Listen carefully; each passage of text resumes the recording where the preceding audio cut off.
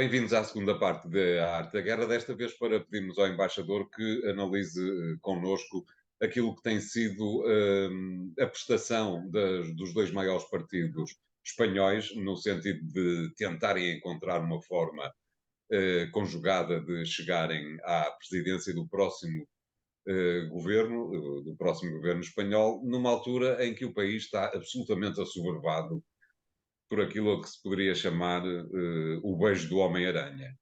É verdade, é verdade. É curioso como, começando por aí só, os espanhóis tiveram uma vitória muito interessante no Campeonato Mundial de Futebol Feminino, que é uma modalidade que tem vindo a crescer um pouco por todo o mundo. Essa vitória foi extraordinária e foi logo marcada negativamente pela circunstância de ter havido um episódio em que um dirigente da Federação Espanhola dá um beijo aparentemente não esperado a uma jogadora de futebol, e isso criou em Espanha um movimento extraordinário, e mais do que isso, encheu a comunicação social, extravasou de Espanha, está um pouco todo mundo essa história aí, porque também ela liga-se às questões do assédio e tudo isso, e é uma espécie de Me Too espanhol. Portanto, o Beijogate acabou por ser um elemento que escondeu aquilo que é a questão essencial espanhola, que é a questão da formação do governo depois das últimas eleições legislativas. Exatamente. Na manhã em que estamos a gravar, e uma hora antes do momento em que estamos a gravar, houve uma reunião entre Feijó, líder do PP, e Sánchez, líder do PSOE, na qual Feijó fez uma proposta a Sánchez e apresentou-lhe um documento, eu leio o nome, chama-se Acordo para a Igualdade e Bem-Estar de Todos os Espanhóis. E então, este acordo era uma proposta no sentido de dizer a Sánchez, você deixa-me formar governo, eu formo governo com base em alguns princípios essenciais, que é renovar a defesa da Constituição, o modelo de Estado para a apresentação para a preservação da integridade territorial, a regeneração democrática, um Estado de bem-estar, e eu comprometo-me daqui a 2 anos a fazer eleições legislativas. Uh, e, portanto, Sanches recebeu há pouco essa proposta, e a ideia de Feijó é tentar colocar Sanches contra a parede, no sentido de dizer, perante esta proposta, você ficava livre de quaisquer tipo de compromissos com os partidos independentistas e nacionalistas, nomeadamente aqueles que podem obrigar ou podem deixá-lo sob pressão para a criação de referendos, como é o caso da questão da Catalunha, ou de amnistias, face àquilo que foi o referendo ilegal organizado também na Catalunha. E, portanto, é uma tentativa de demonstração de uma posição de Estado. Feijó diz, eu faço isto à luz daquilo que é a tradição espanhola dos últimos 45 anos, em termos de o governo de ser constituído pelo partido que ganhou as eleições. Portanto, propõe, e além disso, diz que era importante encontrar uma normalização que acabasse com a radicalização da vida política interna que hoje existe.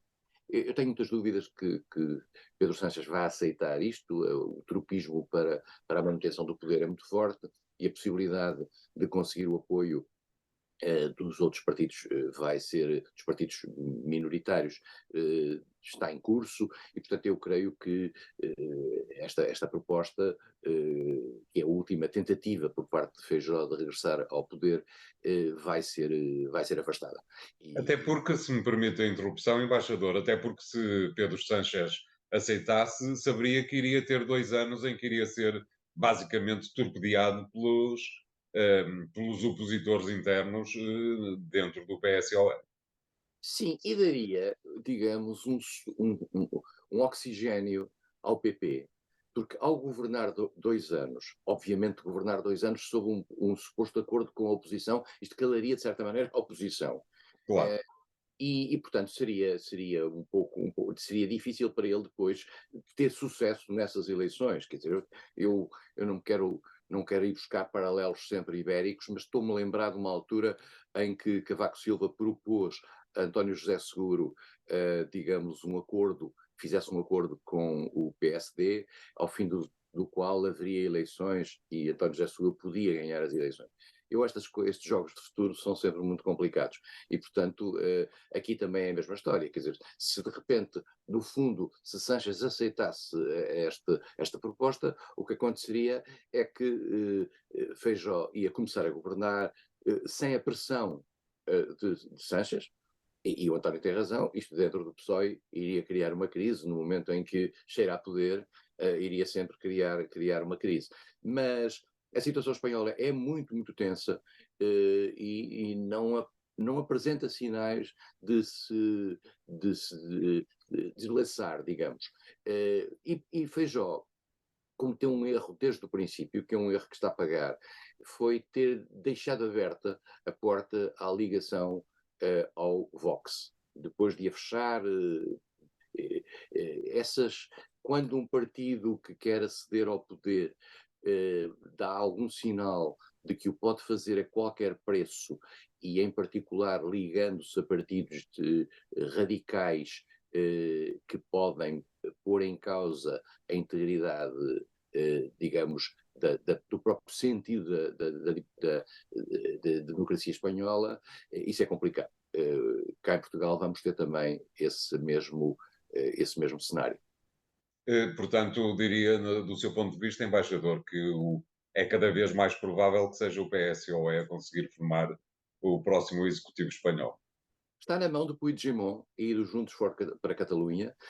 Se Puigdemont considerar que tem mais vantagens em ter eleições em janeiro e que pode conseguir dessas eleições um resultado superior, e que não é muito grande, aliás, àquele que ele conseguiu nestas eleições legislativas, Sánchez cairia e teríamos eleições em janeiro. Mas, portanto, a possibilidade de Feijóo conseguir vir a formar governo, ele vai com certeza às cortes, como aliás depois de ter sido convidado pelo rei, e tem algum sentido isso, como já aqui dissemos, como aliás aconteceu em Portugal, volto a dizer, em 1995, com Passos Coelho, o partido mais votado é convidado a formar governo, logo verá se tem condições no Parlamento, se não, avança ao segundo partido. Mas isto é um processo longo, porque isto vai-se passar agora durante o mês de setembro, o rei depois de chegar à conclusão que Feijóo não tem condições, vai ter que chamar Sánchez, e Sánchez aí vai-lhe dizer se puder, porque não disse nesta reunião com o rei, é muito interessante, Sánchez não disse que tinha uma solução de governo. E isso é que levou o rei, curiosamente, o texto da Casa Real Espanhola é muito interessante nesse aspecto.